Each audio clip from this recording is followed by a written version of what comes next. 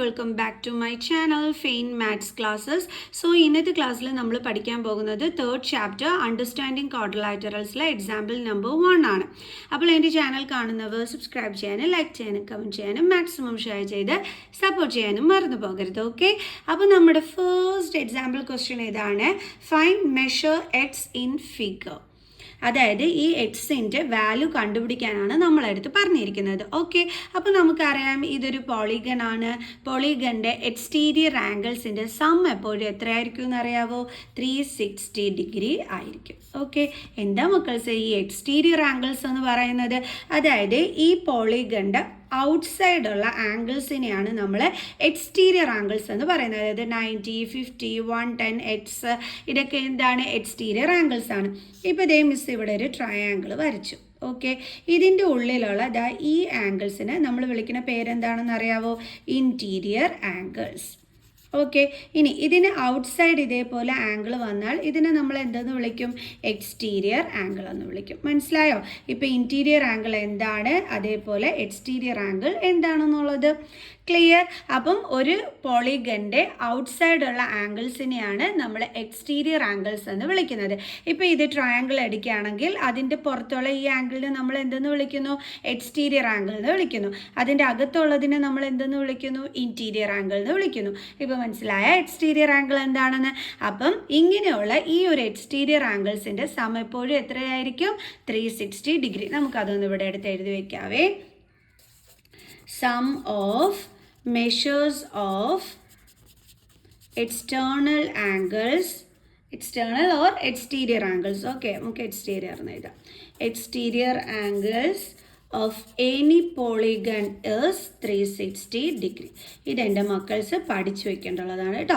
ഏതൊരു പോളിഗൺ ആണെങ്കിലും അതിൻ്റെ ഔട്ട്സൈഡിലുള്ള ആംഗിൾസിൻ്റെ സം എപ്പോഴും എത്രയായിരിക്കും? 360 ഡിഗ്രി ആയിരിക്കും. വെരി ഇമ്പോർട്ടൻറ്റ് ക്വസ്റ്റ്യൻ ആണ് ഇത് കേട്ടോ.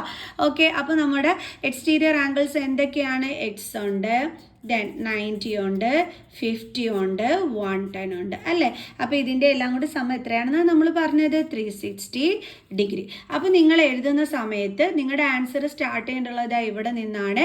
എന്നിട്ട് 360യുടെ ബ്രാക്കറ്റിൽ നമ്മൾ എന്ത് കൊടുക്കും? സം ഓഫ് എക്സ്റ്റീരിയർ ആംഗിൾസ്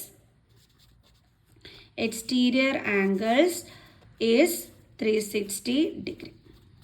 കണ്ടോ? ഇതാണ് നമ്മളവിടെ റീസൺ ആയിട്ട് കൊടുക്കേണ്ടുള്ളത്. ഓക്കെ, ഇത് മിസ് നിങ്ങൾ പഠിക്കുന്നതിന് വേണ്ടിയിട്ട് എഴുതി കാണിച്ചതാണ്. അപ്പോൾ ഇനി ഇതെല്ലാം കൂടി തമ്മിൽ നമുക്ക് ആഡ് ചെയ്യാം. 90, 50, 110. 90, 50, 110. 0, 9 + 1, 10 + 5, 15, 1, 250. അപ്പോൾ നമുക്ക് എത്ര കിട്ടിയത്? X plus 250 is equal to 360 degree. So ഇനി എക്സിൻ്റെ വാല്യൂ കണ്ടുപിടിക്കാൻ വേണ്ടി എക്സ് മാത്രം ഇവിടെ എഴുതുന്നു. Is equal to 360. എന്നിട്ട് എന്ത് ചെയ്യുന്നു? നമ്മൾ 250യെ 360യിൽ നിന്നും മൈനസ് ചെയ്യുന്നു.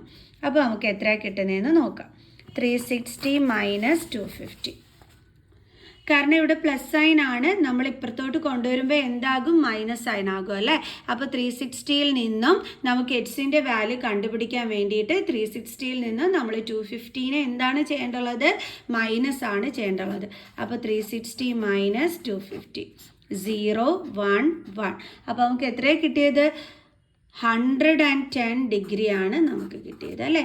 അപ്പോൾ എക്സിൻ്റെ വാല്യൂ എന്താണ്? 110 ഡിഗ്രി. ഇത്രയേ ഉള്ളൂ സംഭവം. നമ്മളോട് എക്സിൻ്റെ വാല്യൂ കണ്ടുപിടിക്കാൻ പറഞ്ഞു. സോ നമ്മൾ എക്സിൻ്റെ വാല്യൂ കണ്ടുപിടിച്ചു.